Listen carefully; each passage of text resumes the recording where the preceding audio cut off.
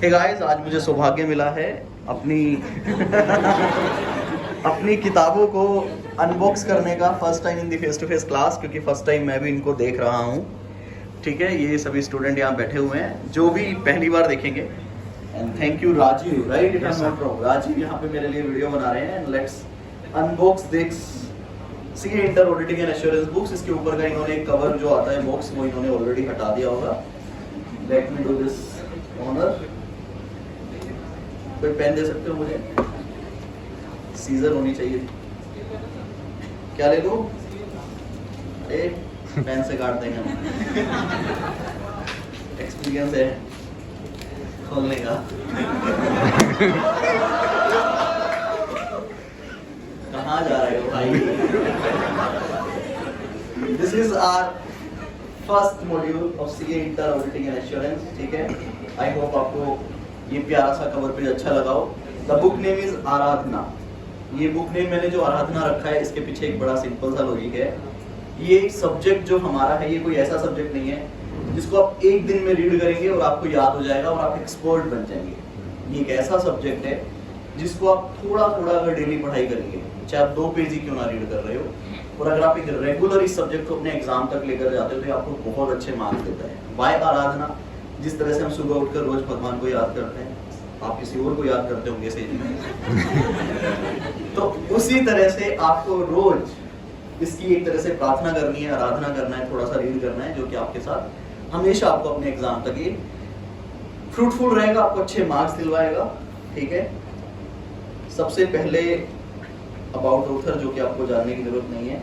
ये प्रीफेस दिया है यहाँ पे हमने इस बुक को किस तरह से डिजाइन किया है, एंड सम टिप्स जो मैं क्लास में जो बोलता हूँ वो यहाँ पे लिखा भी हुआ है, क्योंकि स्टूडेंट्स जनरली ये सब गलतियाँ करते हैं।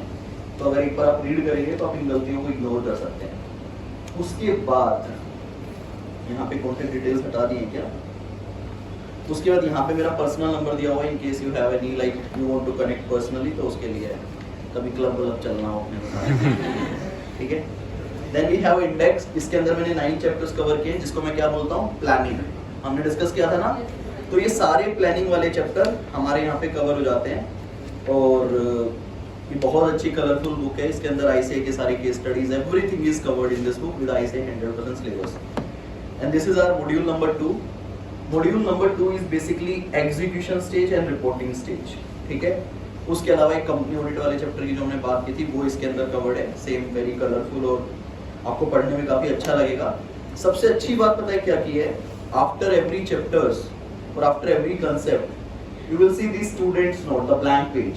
और ये तो मैंने चैप्टर के बाद वाला दिखाया है, फर्स्ट मॉड्यूल में भी इसी तरह से। और अगर मैं आपको बात करूं, this after main big concept you will see a student notes. इसका रीजन क्या है, इसका पर्पस क्या है? Like if you are doing revision और आपने देखा है ये बड़ा कंसेप्ट था, इसको I can summarise it, so you can make a summary here. और इन फ्यूचर अगर मान लीजिए कोई भी अपडेट आता है, कोई भी चेंज आता है, तो आप उसे कहाँ लिखेंगे? तो we have enough space in our book कि आप उसको अपडेट कर सकते हैं। Then after this I have one very beautiful book, और मैं बोल सकता हूँ मैंने जिंदगी के सबसे ज्यादा घंटे इस बुक पे लगाए हैं, दैट इज एग्जाम का साथी।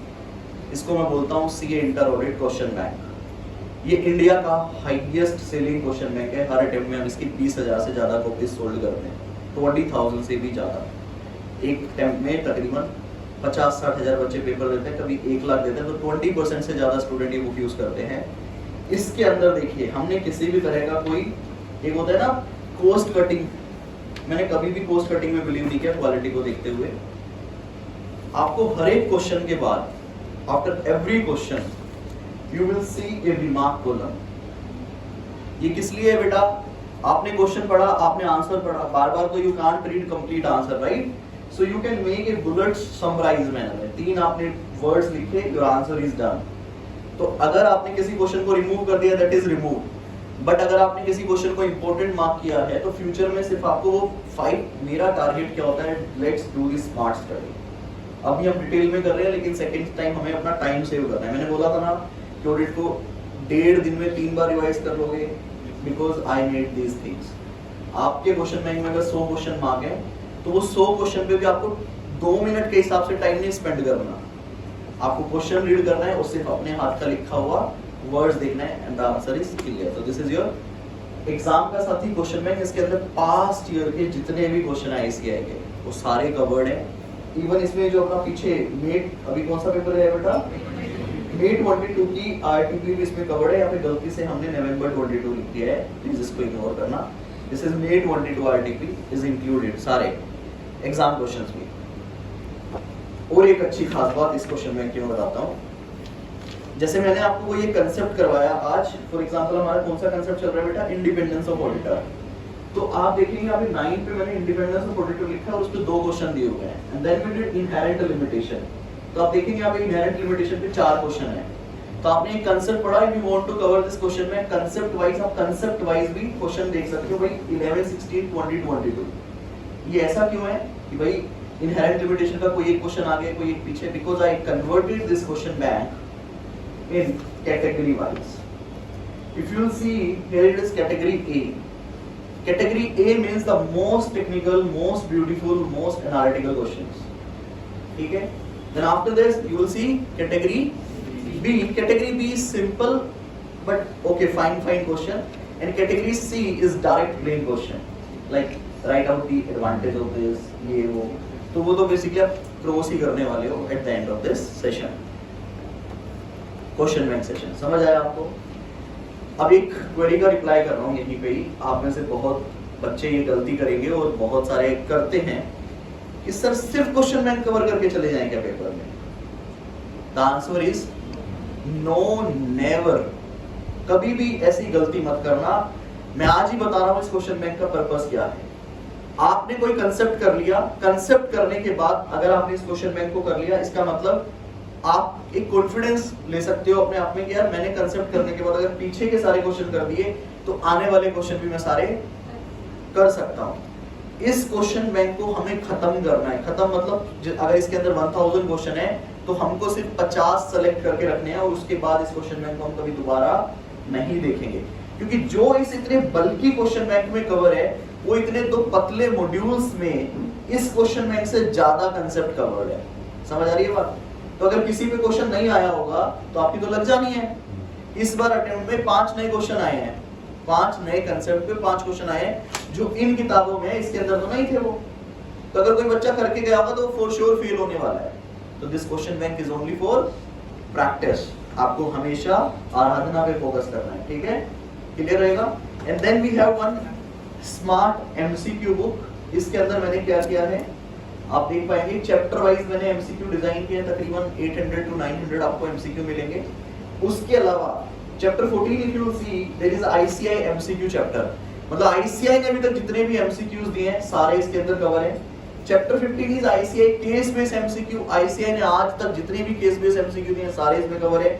देन एडिशनल करेक्ट इनकरेक्ट जो आपके आते हैं ना वो भी इसके अंदर कवर है। मतलब आपको जितना भी प्रैक्टिस मटेरियल आईसीआई ने आज तक प्रोड्यूस किया है, everything you have in your hand. तो this is our MCQ book. उसके बाद मैं बच्चों को अपनी क्लास में बोलता था भैया आपको एक नोटबुक बनानी है, आपको समरी बनानी है। स्टार्टिंग के 10 क्लासेस तक तो बच्चे बड़े एक्टिव होते थे, सर बनाएंगे बनाएंगे बनाएंगे। उसके बाद पता नहीं उनको क्या होता है, वो कहते हैं सर पिछली क्लास का नहीं हुआ, आज की क्लास का देख के अगले संडे करूंगा, अगले संडे मिलता हूँ। सर वो 3 क्लास का रहेगा तब तो पूरा दिन लगेगा, अगले संडे करूंगा।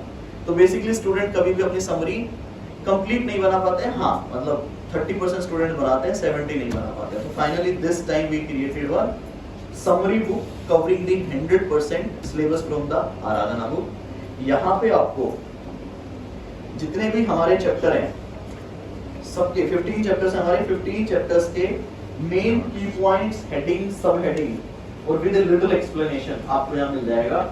इससे क्या होगा, कल को आप फ्यूचर में चैप्टर 1 रिवाइज करने जा रहे हो, आपको क्विकली रिवाइज करना है, कहीं ट्रैवल कर रहे हो और आप सीरियस हो अपनी स्टडीज के लिए, सो you can bring this chart. तो आप क्या करना है, अब आपको देखो यार सारा कंटेंट तो मैं दे रहा हूँ आपको, अब आपको क्या करना है, आपको राइटिंग प्रैक्टिस करनी है, मैक्सिमम टाइम ऑफ रिवीजन करना है, टेस्ट पेपर अटेम्प्ट करने हैं। अगर आपने देखो इसमें से ये बुक तो हट जानी है, ये बुक तो 1 टाइम ही करोगे आप, 1 टाइम 2 टाइम ये हट जानी है।